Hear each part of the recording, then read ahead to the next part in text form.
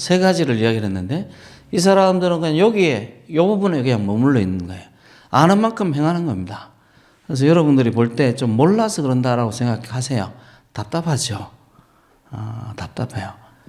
여러분 아는 만큼 신앙생활하고 아는 만큼 하나님을 만나고 하나님께 사랑받게 되어 있습니다.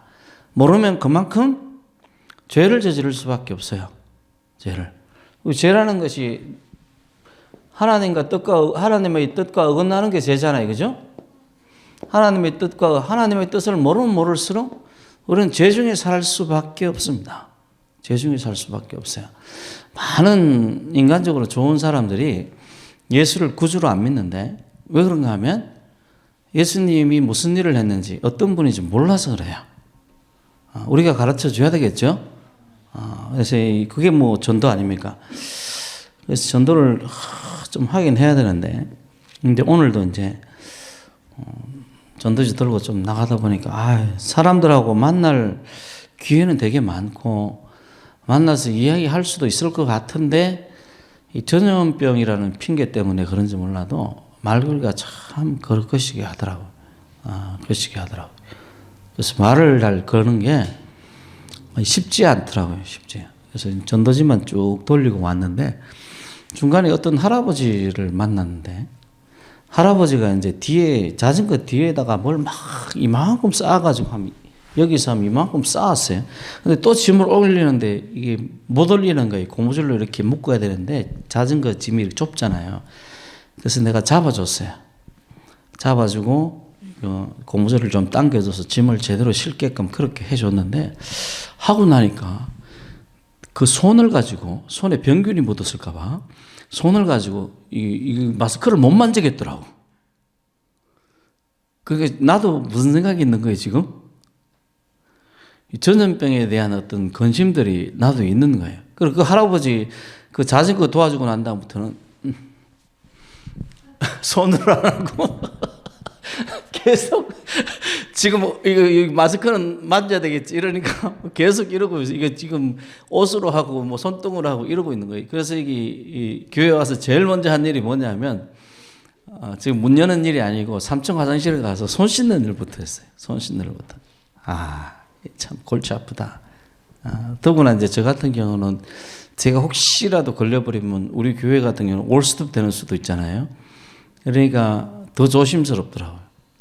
그래서 이 전도하는 게 쉽지 않은데 그래도 해야죠.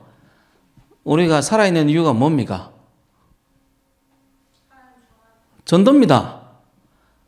우리가 지금 살아있는 이유가 전도예요. 전도 안 하면 살 이유가 없습니다. 사실은 저 같은 경우는 그래요. 저 같은 경우는 그렇습니다. 전도가 살아있는 이유예요. 지금 여러분들에게 지금 설교하는 것도 뭐예요?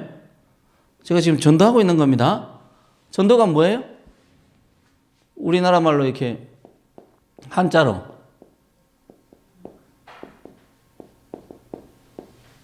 도를 뭐 한다는 거? 전하는 게 전도잖아요. 도를 전하는 게. 그러니까 지금 제가 이 기독교적인 어떤 이 도를 지금 전하고 있으니까 전도하는 거죠. 그러니 지금 저는 목회자들이 보면 이 사역이 끝난 사람들이 오래 못 사는 이유도 저는 그거라고 생각합니다. 왜냐하면 사명이 끝난 거예요. 끝났으니까 어디 가는 게 좋습니까? 천국 가는 게 좋지. 맞습니까? 대답 안 하시는 분들 뭡니까? 사명이 끝나면 어디 가야 돼요?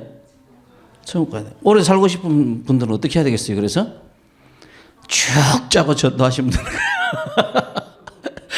쭉 짜고 막 쓰러지기 전까지 계속 전도하면 되는 거예요. 병상에 누워서 천국 가려고 생각하지 말고 어떻게 계속 전도하면 하나님께서 건강 주시길 바랍니다. 어쨌든 이런 이 사랑에 대해서 제가 이제 새벽에 설교를 했는데, 그래서 이 바울 사도도 자기 민족을 굉장히 사랑하는 사람들이었다. 우리도 정말 이 대한민국 하나님이 주신 에덴 동산입니다. 하나님이 주신 이 에덴 동산을 뱀에게 넘겨주면 되겠습니까? 뱀이 온갖 가문 이슬로 우리를 속여요. 넘겨주면 되겠어요? 안 되겠어요? 안 되죠. 안 되죠. 이런 것들이 전부 다 지식과 관련되어 있습니다. 우리가 가지고 있는 이 지식은 살아있는 지식이고 생명의 지식입니다. 다른 사람이 가지고 있는 지식은 죽음의 지식이에요. 그러니까 우리가 이 가지고 있는 지식을 자꾸 어떻게 해야 되는가 하면 전해야 됩니다. 사람들이 몰라서 그러니까 자꾸 뭐 해야 돼요? 전해야 돼요. 여러분들이 윤 목사에게 들은 것을 전하십시오. 제가 이런 이야기 지금 했잖아요. 이거 제가 보기에는 모르는 기독교인들이요. 10명 중에 8명 이상은 모를 것 같아요. 여러분들 어떻게 해야 된다고요? 자꾸 전해야 돼요. 이런 이야기도 아주 굉장히 간단한 아무것도 아닌 이야기 같지만은 10명 중에 7, 8명 이상은 이런 거 몰라요. 몰라요. 사랑이라고 그래봐야 뭐 원수를 미워하지 말고 사랑하라 뭐 이런 거 정도만 아는 사람도 대단한 거죠. 대단한 거예요. 근데 거기서 거치는 게 아니라니까. 성경에서 그 한 구절만 있는 게 아니잖아요. 그런데 이런 부분들을 다 같이 생각해야 되는 거예요. 마치 어린아이가 처음에 걸음마를 시작하고 또 걷기 시작하고 말을 시작하고 또 말에서 여러 가지 어떤 행동들이 의미 있는 행동들이 그렇지 않은 것이 믿음이 성장해가고 자라가야 되는데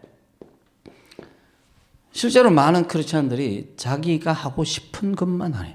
사랑에 대해서도 뭐 예를 들면 원수를 미워하지 말고 사랑하라 여기에 딱 꽂혔으면 그것만 생각해. 다른 거는 생각할 수가 없어요. 그래서 공산주의자들이 저렇게 자기를 해치고 남들을 해치고 우리 세상을 망가지게 해도 어떻게 하는 거예요? 공산주의자들을 위해서 기도하고 공산주의자들이 잘 되기를 위해서 기도하고 공산주의 통치가 잘 되기를 위해서 기도하는 거예요.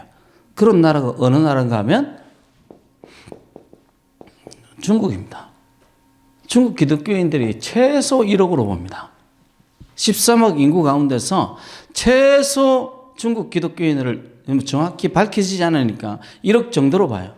그 1억의 기독교인들이 지금 뭐 하고 있는가 하면 공산주의자들이 통치를 잘할 수 있도록 기도한다니까요. 좋은 기도입니까? 나쁜 기도입니까? 그러면 앞으로 계속해서 기독교 교회를 핍박하도록 기도하는 거잖아요. 그죠? 하나님, 우리 교회를 핍박해 주세요. 하나님, 우리 교회가 핍박받아서 건물이 무너지길 원합니다. 하나님, 기왕이면 불도저로 밀어주세요. 이런 기도하고 다른 게 있습니까? 없습니까? 똑같은 기도예요. 똑같은 기도라. 왜 그런가 하면 이런 부분들을 요 간단한 부분들을 이해를 못해서 그런 거예요. 이해를 못해요. 그러니까 이런 어떤 간단한 부분들을 누가 가르쳐야 되는가 하면 우리가 이 자리에 앉아있는 여러분이 가르쳐야 됩니다. 여러분이 가르쳐야 돼요. 여러분이 누군가에게 자꾸 전하고 이야기하십시오. 믿는 자라고 할지라도 자꾸 이야기하고 전하시길 바랍니다. 그래서 올바른 믿음을 가질 수 있도록 그렇게 하셔야 돼요. 이 바울 사도도 보세요. 로마서라는 이 서신이 바울이 전혀 모르는 로마 사람들에게 보내는 편지입니다. 로마 사람들에게 바울이 한 번도 보지도 못한 로마 사람들에게, 로마 교인들에게 전하는 편지예요. 왜 전합니까? 올바른 교리를 가르치기 위해서, 올바른 믿음에 대해서 올바르게 전도하기 위해서 이 로마서를 바울이 쓴 거예요. 아무도 모르는, 생판 알지도 못하고 이름도 모르는, 그냥 듣기만 들었던 수천 킬로 떨어진 장소에 있는 그 로마 사람들에게 편지를 보내서 기독교 교리에 대해서, 내가 믿는 도에 대해서 지금 전하는 겁니다. 우리도 전해야 됩니다. 입을 벌리십시오. 말하십시오. 그 사람들에게 이야기하시길 바랍니다. 그래서 사람들이 지식을 갖게 해야 돼요. 지식을 갖게 해야 돼요. 그래서 나 깜짝 놀랐어요. 내가 그 이야기를 누구한테 들었는가 하면 우리 문재인 대통령이 참 뛰어난 업적을 가진 대통령이라는 걸 누구한테 들었는가 하면 김문수 씨한테 들었습니다. 김문수 씨가 자기 동네 그 할아버지 할머니가 하는 이야기를 들어보니까 문재인이 그렇게 이런 대통령이 없었다 이렇게 얘기하던데 참 돈이나 받고 그 이야기 했으면 좋겠는데 어쨌든 뭐 그런 거예요. 그런 게. 자, 그러면서 자기 민족에 대해서 그렇게 지금 이야기를 하는데 이 민족이 어떤 뛰어난, 우리 한번 4절 5절 같이 한번 읽어볼까요? 4절 5절 같이 시작.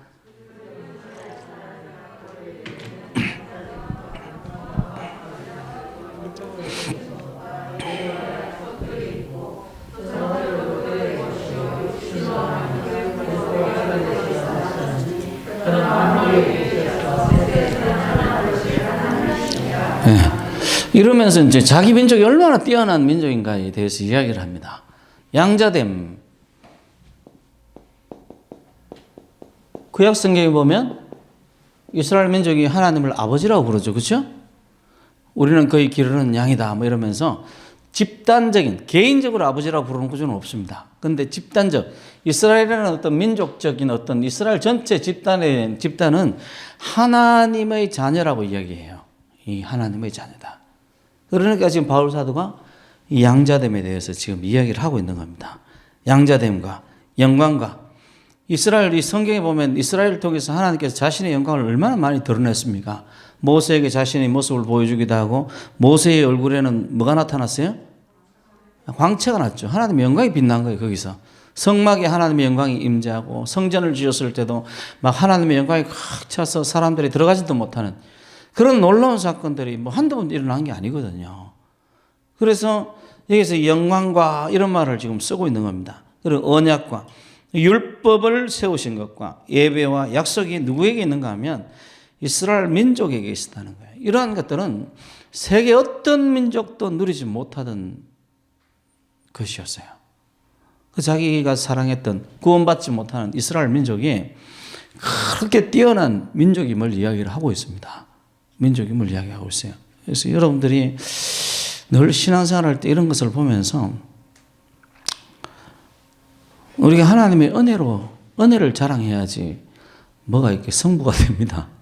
우리 공로를 자랑하게 되면 이스라엘과 비교할 수가 없습니다. 이스라엘과 요즘 제가 우리 제 이 블로그에 보면 좌파 기독교의 특징이라고 제가 글을 하나 올려놨어요. 제 블로그에 좌파 기독교의 특징 하면서 올려놨는데 그 글에 내가 잠깐 언급을 했는데 요즘 젊은 이제 신학생들이라든지 이런 젊은 목회자들이 언어 히브리어, 헬라어 이렇게 중요하게 생각하는데 참 그러면서 이제 심지어는 내가 누구 이야기 신학교 지금 목사죠. 외국 유학 갔다 온 목사 얘기를 들어보니까 유학 갔다 와서 신학을 많이 배운 게 아니라 언어 헬라어하고 히브리어를 배운 것도 아니고 뭘 배웠는가 하면 헬라어 히브리어를 다루는 프로그램을 배웠다는 거예요. 3년 7년 동안 유명한 프로그램이 바이블 웍스라는 이 프로그램이 있어요. 바이블 웍스하고 또 하나 있는데 또 하나 갑자기 생각이 안 나네. 유명한 언어 프로그램이 이 컴퓨터 프로그램입니다. 그걸 쓰는 방법을 배워가지고 목회의 자산이 되었다 이렇게 이야기를 하더라고요. 목회하는데 그거 하나만 있으면 든든하다는 거예요. 모든 자료가 거기서 다 나오기 때문에 정말 막 수백만 명, 수천만의 어떤 자료가 거기 다 있기 때문에 그거 컴퓨터 프로그램 하나만 있으면 다 해결된다는 거예요. 해결된다. 그래서 자기가 유학 갔다 오면서 딱 하나 건진 게 있다면 그 프로그램을 다루는 걸 배웠다 이렇게 이야기를 하더라고요. 그걸 보면서 너무 어이가 없는 거예요. 차라리 이제 목회를 안 할 사람이면 괜찮아요. 대학 교수 될 사람이면 괜찮은데 목회를 할 사람이면 제일 중요한 게 하나님입니다. 언어는 우리가 아무리 잘해봐야 이스라엘 사람들을 못 따라갑니다. 이스라엘 사람들은 나면서부터 히브리어를 배우잖아요. 그것도 복원된 히브리어입니다. 1940 몇 년도에 복원된 그때 고대어인 이 히브리어를 복원했어요. 이 사람들이. 그래서 자기네들 일상으로 쓰기 시작한 거예요. 그렇게 현대 히브리어긴 하지만은 고대어와는 굉장히 가까운 그런 히브리어입니다. 그런 어떤 막 일상어를 사용하는 사람하고 우리가 어떻게 비교를 되겠어요? 그 사람들 예수 믿어요, 안 믿어요? 대부분이 안 믿죠.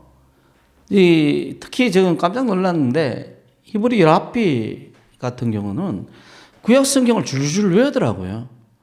아주 암송을 하는데 노래하듯이 암송을 마라라라라라라라 이러면서 쫙 이렇게 노래하듯이 암송하는데 와 대단하더라고요. 나는 창세기 1장도 못 외웁니다.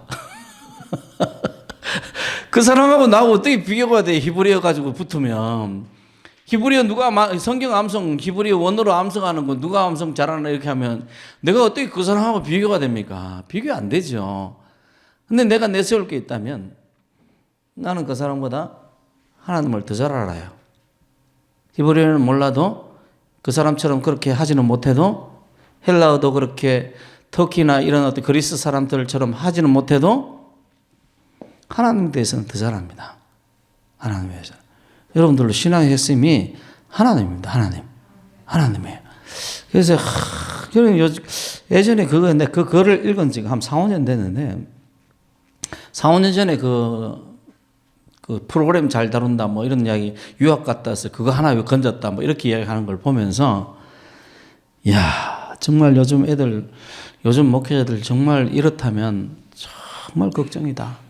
한국 교회가 참 걱정이다. 모르겠어요. 제 주변의 신학생들이 그랬는지 모르겠는데 제 주변에는 뭐 맨날 금식하고 금식하다가 나무에 땀을 보고 따먹을 뻔했어 안 했어 뭐 이런 거 가지고 이야기하는 사람들만 만나가지고 내 주변에 그런 사람들이 많았어요. 금식 자주 하고 기도하러 맨날 가고 내 주변 다 그런 사람들이었어요.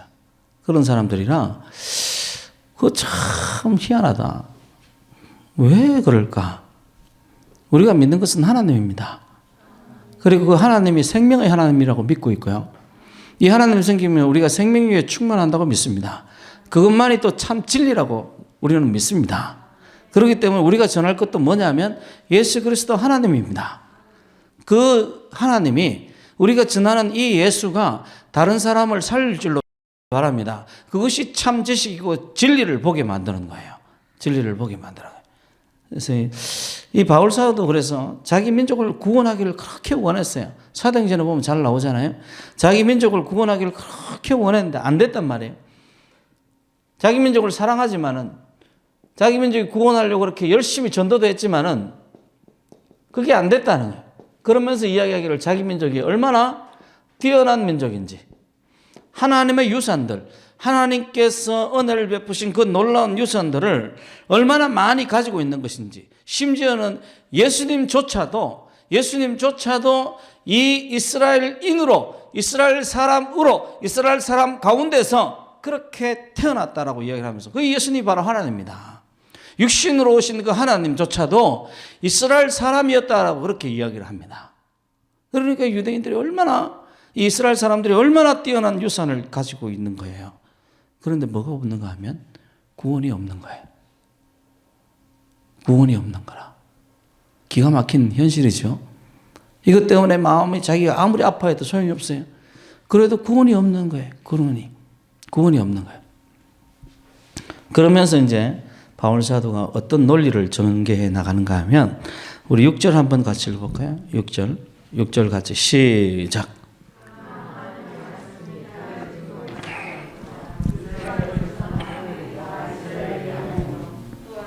자, 그러나 하나님의 약속이 폐해진 것 같지 않다.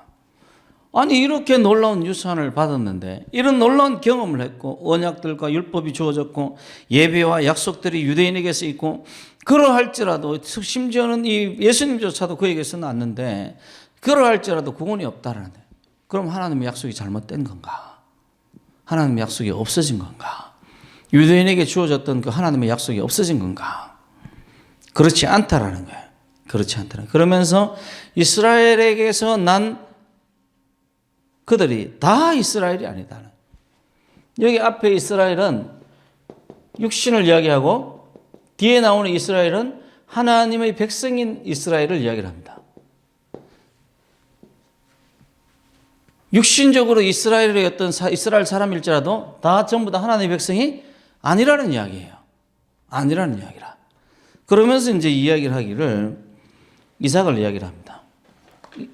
여기 이름은 나와 있지만 이삭이 나왔으니까 또 누구 나왔겠어요? 이삭과 똑같이 아브라함의 아들이었던 사람이 누굽니까? 이스마엘이죠. 그죠? 이스마엘이 먼저 태어났어요. 13년 먼저 태어났습니다. 맞죠? 그 다음에 이삭이 태어났어요.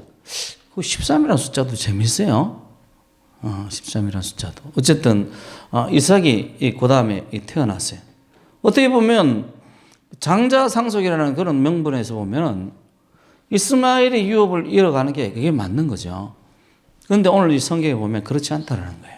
그렇지 않고 오직 이삭으로부터 난 자라야만 하나님의 약속의 언약을 상속받는 약속의 자녀다. 이삭에서 또 누가 태어납니까? 에서와 야곱이 태어나는데 하나님께서 이 쌍둥이 두 사람의 쌍둥이 중에서 뱃속에 있을 때부터 하나님께서 야곱을 택했다는 거예요. 야곱을 택했다는 거예요. 이런 어떤 것들은 지금 전적인 선택에 대해서 이야기를 하고 있는 겁니다. 하나님의 우리 이제 8장에 보면 하나님의 예지, 예정, 선택, 소명, 칭의 그리고 영광의 영화에 대해서 쭉 이야기를 하잖아요. 8장 뒷부분에 보면 기억나십니까?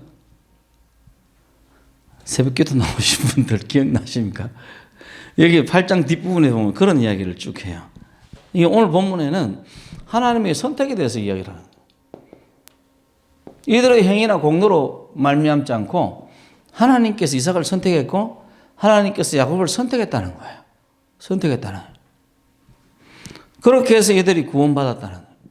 그러니까 아브라함의 똑같은 아브라함의 자식이라 할지라도 이삭의 자녀들만이 이삭을 선택해서 이삭의 후손들만이 하나님의 자녀로 불린 거예요. 육신으로 아브라함의 자손이라 할지라도 전부 다 아브라함의 자손이 되는 게 아닙니다. 하나님의 백성들만이 아브라함의 자손이 된 거예요. 여러분들도 그래서 신앙생활 할 때 명심해야 될 게 뭐냐면 여러분의 가족들, 여러분의 자녀들을 예수 믿게 해야 돼요. 똑같은 부모에게서 태어나고 똑같이 교육을 받는다 할지라도 누구는 천국 가고 누구는 지옥 갑니다. 여러분의 자녀가 천국 갈 수 있기를 원합니다. 천국 갈 수 있기를 원합니다. 어쨌든 여기서는 전적인 그 하나님의 선택에 대해서 이야기를 합니다. 이런 어떤 부분을 보면 이런 것을 보면서 많은 사람들이 운명론 다 정해져 있으니까 제가 네이버 지식인도 이렇게 들어가서 이제 답을 달아주러 보면 이런 애들이 있어요. 천국과 지옥이 어차피 정해져 있으면 나는 뭐 지금 내가 자살하면 천국 갑니까? 지옥 갑니까? 물어보더라고요. 지금 자살하면 천국 가냐? 지옥 가냐? 그건 뭐 지옥까지 또 이런 질문도 있어요. 내가 어차피 지옥 갈 거면 지금 자살하는 게 낫지 않겠습니까? 이렇게 질문하는 사람도 있어요. 그게 뭐냐면 전부 다 운명론. 우리 교회에서 이야기하는 건 운명론이 아닙니다. 운명론과는 달라요. 운명론과 달라요. 그걸 구절을 어디서 볼 수 있는가 하면 우리 잠깐 뒤에 넘겨서 14절하고 15절 14절하고 15절을 우리 같이 한번 읽어봅니다. 자, 시작.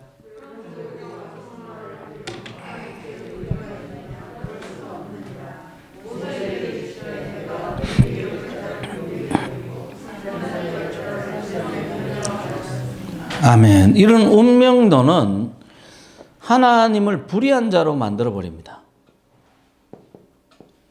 불의한 하나님으로 만들어버려요. 이 운명론은. 그래서 죄의 근본 원인을 누구에게 전가를 해버리는가 하면 하나님에게 전가를 해버리는 거예요. 지옥 가는 것도 누구 책임입니까? 하나님 책임이에요.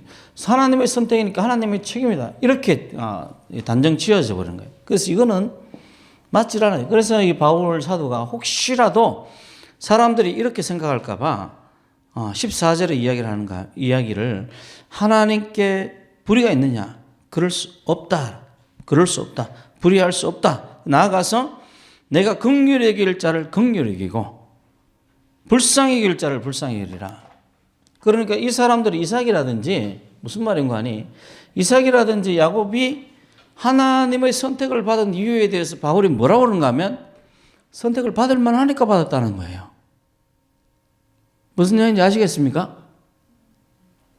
선택을 받을 만한 무슨 이야기인지 이게 지금 바울 사도가 이야기하는 것은 그들이 긍휼을 입을 만해서 긍휼히 여길 자는 뭐냐? 긍휼히 여길 만하니까 긍휼히 여기는 거예요.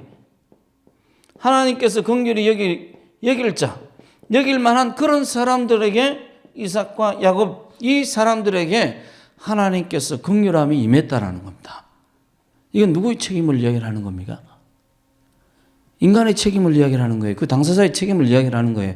그래서 제가 여러분들에게 여기 예지 예정에 대해서 가르칠 때 예정은 하나님의 권력에 속하는 거니까 우리가 생각할 필요가 없다. 우리 신앙생활만 열심히 하자. 이렇게 여러분들에게 가르쳤어요. 그죠? 예지 예정을 부정하는 건 아닙니다.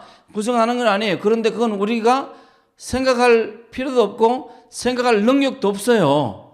그건 내가 이 처음 저기 우리 동욱이를 보면서 하나님이 선택했나 안 했나 예정했나 안 했나 이렇게 내가 백날을 생각해도 백년을 생각해도 알 수 있어요? 없어요? 없죠. 나는 하나님이 아니니까. 근데 그런 걸 왜 생각합니까? 그래서 그런 것을 저는 이제 표현하기를 실익이 없다라고 표현합니다. 전 개인적인 표현으로. 내가 그런 걸 연구해서 얻을 이익이 없다라는 거예요. 실익이 뭐냐? 그 실제 얻을 이익을, 실제 이익을 이야기하는 거야. 그 내가 이 예지 예정에 대해서 생각해서 내가 얻을 이익이 없습니다. 지난번에 우리 김재현 집사가 뭘 물었는데, 뭘 물었어요.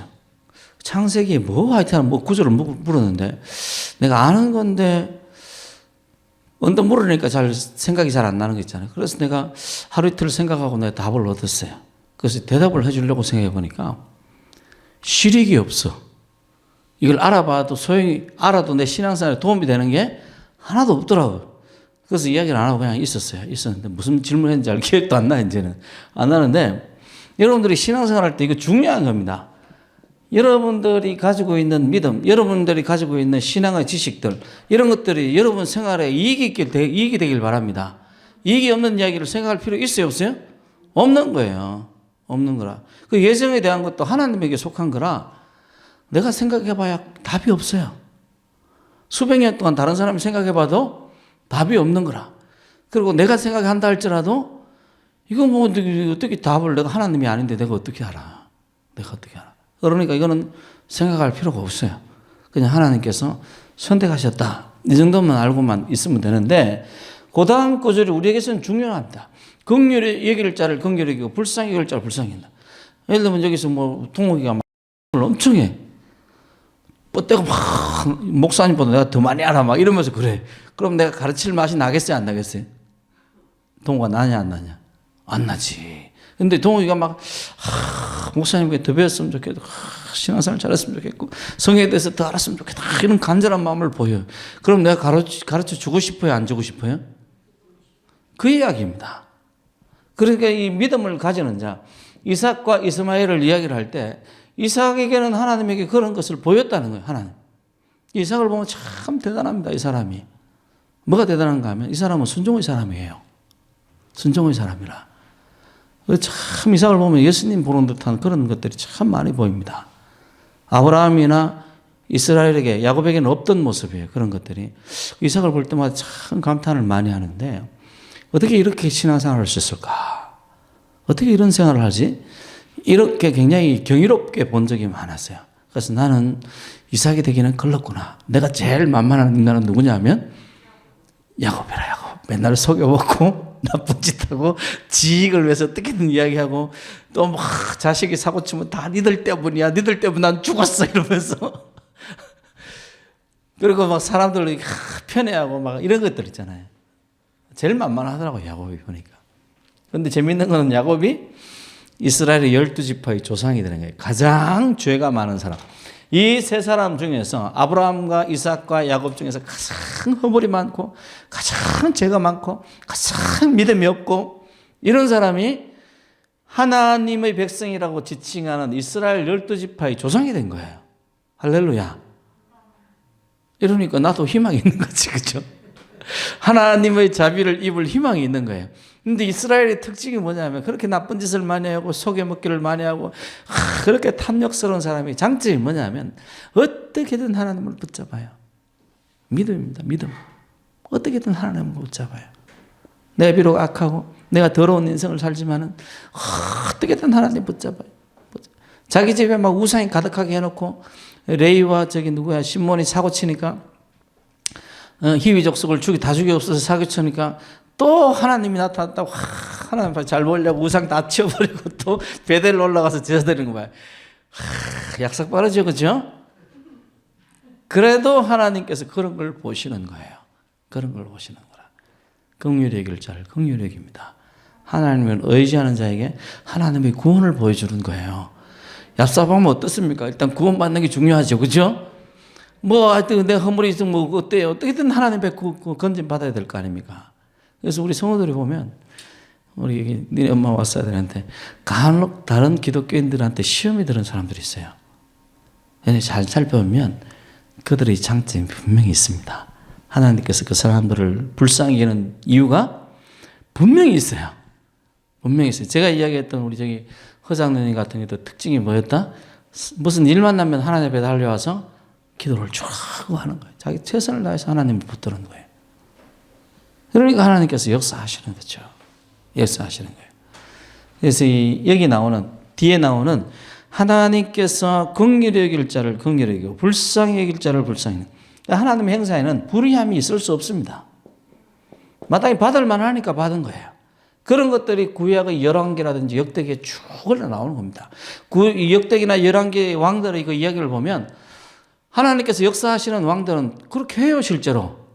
하나님을 섬기고 우상을 없애버린다든지 이렇게 합니다. 그죠? 전쟁이 일어나면 하나님을 의지하든지 하나님 이름을 부른다든지 그렇게 해요. 그러면 하나님께서 역사하신다니까. 역사하신다는. 지금 바울 사도가 계속해서 반복하는 것은 구원이라는 것, 선택이라는 것, 그리고 이 하나님의 백성이 된다는 것은 하나님의 은혜로 이루어진다는 것을 계속해서 이야기하고 있는 거예요. 여러분들도 하나님의 은혜로 나를 불렀습니다. 하나님의 은혜로 하나님 자녀 되었고요. 그러니까 하나님 자녀 된 게 흔들려요, 안 흔들려요? 흔들리지 않습니다. 흔들리지 않아요. 나는 하나님의 자녀라는 것이 전혀 흔들릴 수 없어요. 내 공로면은 흔들릴 수 있죠. 육신의 자녀들, 육신에 속한 사람들은 그래서 구원이 없는 겁니다. 약속을 믿는 자들, 하나님의 은혜 안에 머물고자 하는 자들이 하나님의 백성이 되는 것은 너무나 바울 사도에게서는 이 당연한 그런 이야기였던 거예요. 그래서 오늘 이 글 속에서 하나님의 선택과 인간의 공로 사이에 이야기들을 지금 바울이 전개해 나가고 있는데 오늘날 우리 시국도 우리가 이 날을 참 지켜야 되는데, 그죠? 이 날을 지켜야 돼요. 우리가 지키려고 하는 사람에게 하나님 역사하십니다. 하나님 역사하세요. 난 참 한 10여 년 전에 우리 중국 선교사 친구가 저보고 중국에 와서 좀 말씀을 전해달라 그럴 때도 우리 교회를 제가 안 떠나자는데 그때 내가 갈 걸 그랬나 그런 생각이 들더라고요. 요즘 와서 이 공산주의 생각해 보면서 중국 기독교인들이 공산주의에 대해서 너무 호의적이구나. 기독교를 적대하는 자들에 대해서 너무 호의적이구나. 우리가 그들의 영혼이 구원받기를 원해야 되겠지만 그들이 하는 행사는 반대해야 됩니다. 그죠? 그들의 영혼이 구원받기를 원합니다. 그렇지만 그들이 하는 행동까지 따라하고 그 행동이 잘 되기를 위해서 기도한다면 그거는 마귀를 위해서 기도하는 것과 똑같은 거예요.